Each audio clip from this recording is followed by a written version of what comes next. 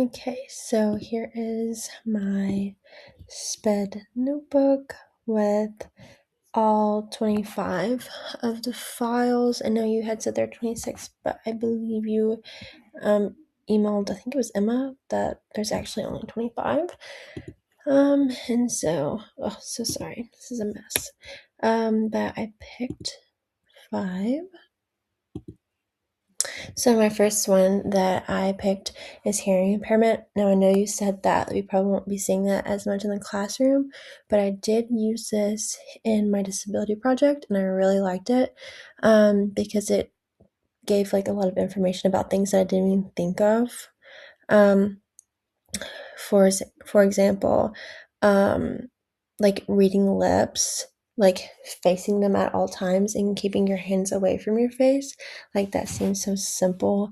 But like I talk a lot with my hands, like I can't not do it. So just like reminding yourself not to do that, or like classroom discussions and having the kids sit in like a horseshoe shape so that student can see everybody's mouth.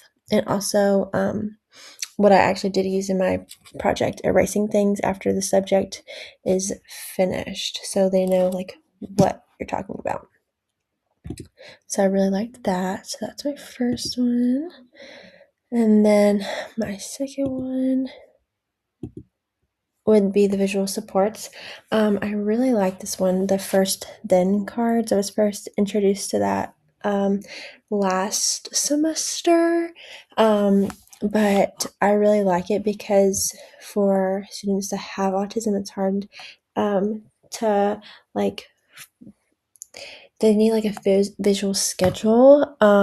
So it's easier for them to know what's like coming next. And so like first you need to like read or whatever, and then you get to do something fun. So like the reward, I guess, is coming soon. So that would be very helpful for a classroom when I have students with autism.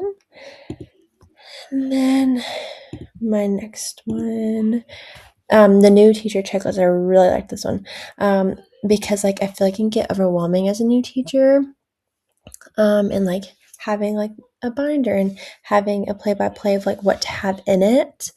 And then, oh gosh, okay.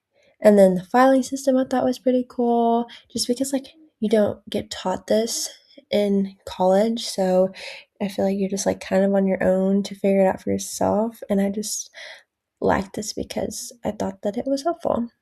So, and then also like this checklist of your classroom right here. Just because like arranging the desk, like how do you want your desk to go? Okay, make sure you set up a spot for this and that, and just because like there's a lot to think about when you're setting up a classroom for the first time. And then for my fourth one, executive function.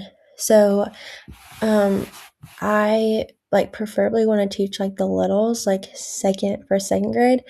And obviously they're not going to know about like, for example, like the self-monitoring, or like, and also like you'll have to like model a lot, especially like think alouds when you're reading books, just to like help like teach them. And then removing barriers for students, well, all students, but also like students with disabilities. And that can be like something like reducing like distractions for kids that have ADHD, or like removing physical barriers for other students as well with disabilities. And then my fifth one, going back to how I do want to teach the littles, I really like this one because it's like the little kids have to be taught these things, like being self-aware, like recognizing and naming their emotions. And back in like the classroom video assignment that we had to do, I did second grade, and there was in the video a teacher did like a calm corner, and there was like a little visual support little poster that was basically like name your emotion, and it had like pictures of all the different emotions. And so they had to like write down what they were feeling and like why they were feeling that way. And it was kind of like a detailed sheet about it to like get them to like calm down and recognize like also what's happening. Um, so just things like that I thought.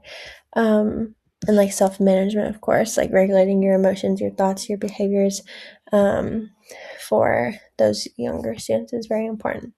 Because sometimes like they're not being taught that at home, so you have to be that person to teach them.